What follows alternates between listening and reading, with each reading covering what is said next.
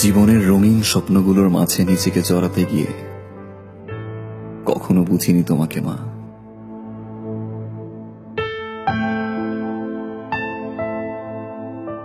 অসুস্থ শরীর নিয়ে নিজের কষ্টগুলোকে চাপা দিয়ে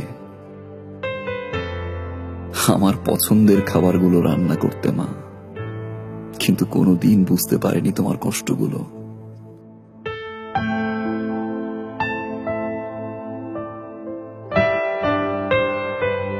আমি সরি মা।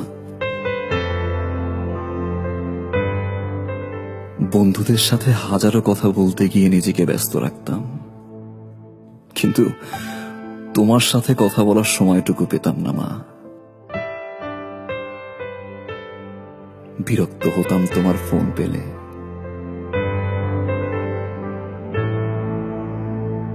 আমি সরি মা। ক্ষণিকের ভালোবাসার পিছে ছুটে তার পছন্দের খাবারগুলো দিয়ে তাকে সারপ্রাইজ দিতে ব্যস্ত থাকতাম। ভুলে যেতাম তুমি কি খাচ্ছ, কার সাথে খাচ্ছ, কিভাবে খাচ্ছ মা। আমি সরি মা। হাজারো মানুষের ভিড়ে নিজেকে জড়িয়ে রাখতাম। তুমি বাবা বাবা বলে বারবার ডাকতে মা। মানুষ হয়েও পশুর মতো আচরণ করতাম মা। তোমার যত্নগুলো অসহ্য লাগত।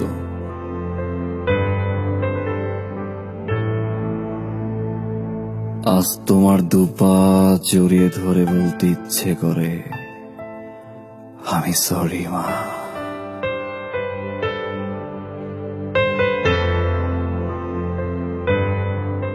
জানো মা, আজ 3 বেলা না খেয়ে থাকলেও কেউ ফোন করে বলে না যে বাবা বাসায় আয় খাবি।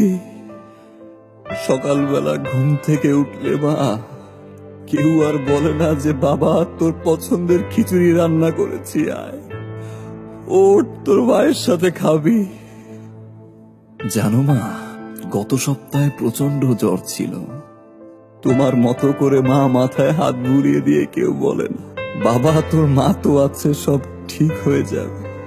মা একবার চলে আসো মা।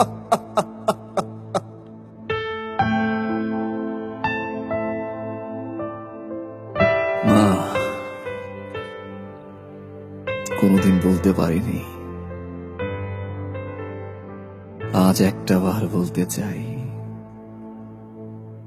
সরি মা, and I love you।